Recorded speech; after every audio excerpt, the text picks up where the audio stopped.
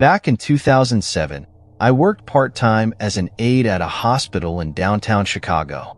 I was 19 years old. My job was to assist patients with food, water, and general checkups. Sometimes, I dealt with weird and angry patients. They felt entitled and got annoyed easily, especially the older ones. But I tried to understand their situation. Most of my shifts were busy. I ran back and forth with food and drinks. I only got an hour break. One day, my manager told me about a new patient. She was an older woman in her mid-70s. Her name was Mrs. Thompson, and she was obsessed with her daughter, Anna. She talked about Anna every day, claiming she was a sweet girl. Sadly, Anna had passed away years ago. Mrs. Thompson could never move past it. We felt sympathy for her and always listened to her stories. One day, Mrs. Thompson was transferred to the ICU. She was getting sicker. After a few weeks, she passed away. My colleagues and I were deeply saddened. We grieved for about a week, then moved on with our work routine. A month later, I was sweeping the floors. I saw what looked like a small child at the end of the hallway. She wore a pink skirt and a white shirt. I was confused. There weren't supposed to be any children on this floor. It was well past visitor hours, so she couldn't have been with any visitors. She stood there, staring directly at me. When I approached her, she ran into a nearby room. I couldn't let a young girl into a random patient room, so I followed her. I entered the room she had run into, but it was empty. There was only a single hospital bed and a TV. I called out for the girl, but there was no response. I checked the bathroom and even under the bed. No one was there. I reported a loose child on the floor and asked others to look for her. Despite several people searching, nobody found her. The creepiest part was when I checked the security cameras. The footage showed me in the hallway, trying to grab her attention, but the girl wasn't visible in the footage. I freaked out and told my supervisor. He thought I was playing a joke. No matter how much I denied it, he wouldn't believe me. I became convinced the girl I saw was Mrs. Thompson's young daughter, Anna. Since her passing, I like to think it was Anna I saw. Maybe she was thanking us for looking after her mom. Only one other colleague believed me. He had seen her too, a few weeks earlier. My coworker had gone to the basement to collect medical supplies. He said he saw a girl in a pink skirt running around. It scared the crap out of him. He didn't report it, thinking people would call him crazy. Since then, I haven't seen Anna, but I noticed minor things going missing in patients' rooms. Pillows, candy wrappers, and water bottles would disappear. It could have been another aide, but I always wondered. One late evening, after most of my colleagues had gone home, I was on my break. The hospital was eerily quiet. I decided to check on a few patients before heading back to the break room. As I walked down the dimly lit hallway, I heard soft giggles. My heart pounded. The giggles were coming from room 306, the room where Mrs. Thompson had stayed. I approached the door cautiously. The giggles grew louder.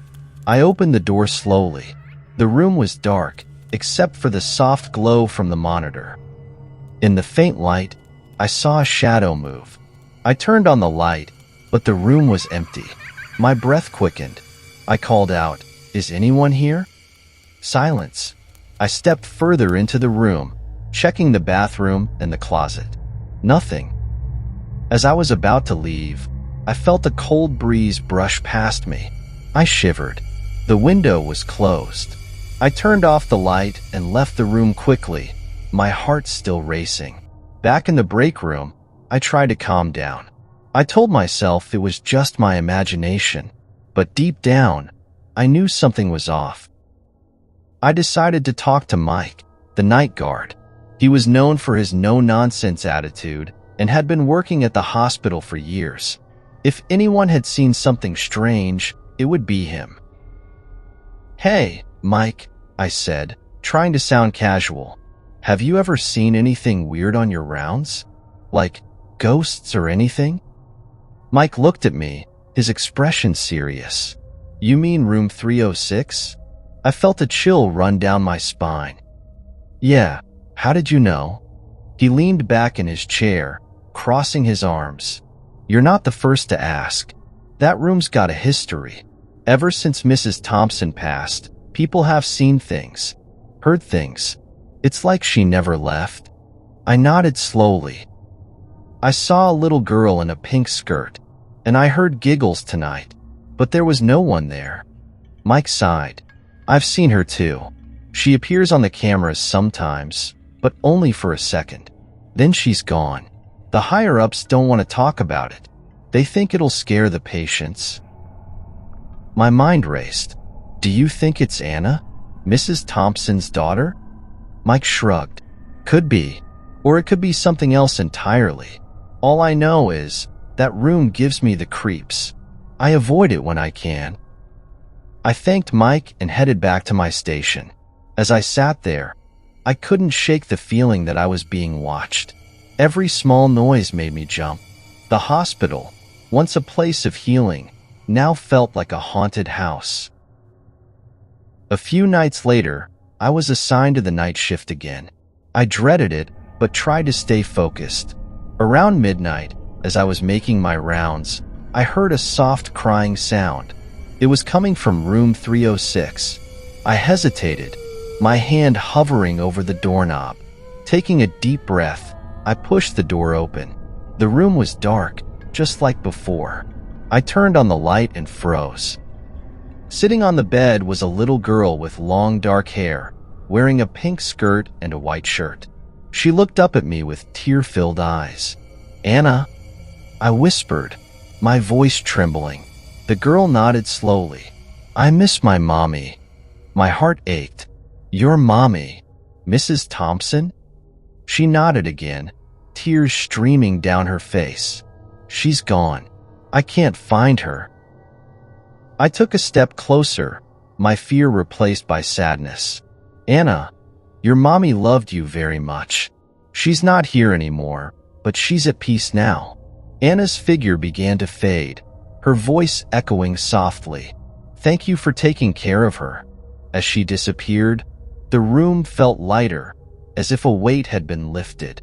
I stood there for a moment, letting the tears fall freely. I had seen her, spoken to her. It was real. The next day, I told my colleagues what had happened. Some were skeptical, but others, who had experienced strange things themselves, believed me. Word spread, and soon everyone knew about Anna. Weeks passed, and the sightings of Anna became less frequent. The hospital returned to its usual routine, but occasionally, I'd hear a giggle or see a pink skirt out of the corner of my eye.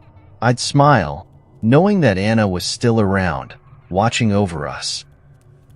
One night, as I was leaving the hospital, I glanced back at room 306.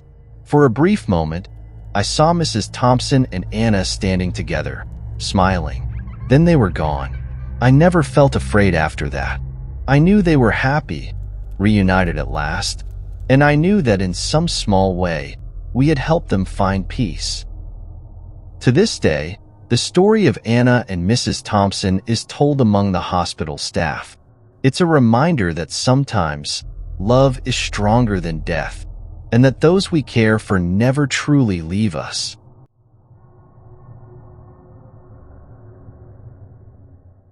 I've worked as a nurse in many hospitals and facilities. Before my current job, I worked at a geriatric hospital about 30 minutes from my house. I had experience with older patients, so this job seemed like it would be nothing new. I had only been working there for a couple of weeks when something happened that changed everything. It was my second to last shift at the hospital, though I didn't know it at the time. I was working the graveyard shift, running on almost no sleep. I was assigned to the Alzheimer's ward. The patients in this ward adored me. As a young woman in my 20s, I brought a breath of fresh air to their otherwise monotonous lives. That night, I was dealing with a number of patients, but one stood out. Her name was Anna. It was my first night taking care of her. She kept telling me about the voices she heard and the man in black she saw standing in the corner of her room. The other woman in her room had asked for her curtain to be closed, so Anna would leave her alone. This other lady was sweet but forgetful and didn't say much. By 11 p.m., most of the patients were asleep, but not Anna. She kept calling me into her room, frightened by the voices and the man in black. It was creeping me out. I believe that, in her mind, she was truly seeing and hearing these things. I sympathized with her, imagining how scary it must be. I tried my best to calm her down. "It's okay, Anna. Just breathe and relax," I said, holding her hand. "I'm here. You're not alone. I'm just a call away." This seemed to help, and eventually, she fell asleep. Once most of the patients were asleep, the night seemed to drag on. Time moved slowly. Around 2 a.m., I was in the linen room, stocking my cart. The room was small and dead quiet. I had the door closed, which made it even weirder when I heard a noise behind me. I turned around, but there was nothing there. I resumed stocking the cart, trying to shake off the eerie feeling. Then I felt it. A hand on my shoulder. I jumped and screamed, looking around wildly, but there was no one there. The room was empty. Yet, I knew I had felt something. I stepped out into the hallway to see if anyone else was around. The hallway was deserted. It was dead quiet. I returned to the linen room, my heart pounding. I tried to focus on my task, but I couldn't shake the feeling of being watched. I finished stocking the cart and turned to face the door. That's when I saw him, a man dressed in black, standing outside the door, looking through the glass and smiling. I fell to the floor, screaming. My screams echoed through the ward, loud enough to wake everyone. The man disappeared from the window. Seconds later, the door opened, and one of my fellow nurses rushed in to help me. She asked what happened, but I could barely speak. "Did you see him? The man in black?" "What man?" she asked, confused. "There's no one here." We checked all the rooms in the ward. There was no man dressed in black. My screams had woken Anna. When I entered her room, she was talking about the voices again and the man in black. This time, she mentioned the screams, not knowing they were mine. "What does this man in black look like, Anna? Was he smiling?" I asked, my voice trembling. She looked at me, her expression focused for the first time. "How did you know?" she whispered. My heart skipped a beat. I felt a chill run down my spine. Anna started screaming, "Get me out of here! He's coming!" The other nurses rushed in to calm her down. I was switched to a different ward that night, but I couldn't stop shaking. The next day, I texted the head nurse, telling her that my next shift would be my last. The experience had traumatized me. I didn't want to be in that building anymore. She responded kindly, understanding my decision. I've never been diagnosed with any mental health issues, nor have I experienced hallucinations. I know lack of sleep can affect the mind, but this was different. The feeling of the hand on my shoulder and the image of the smiling man, matching Anna's description, were too real. This was one of those once-in-a-lifetime supernatural occurrences. At least, I hope it was once in a lifetime. The memory of that night haunts me, a dark shadow over my time at that hospital. I can only hope I never experience anything like it again.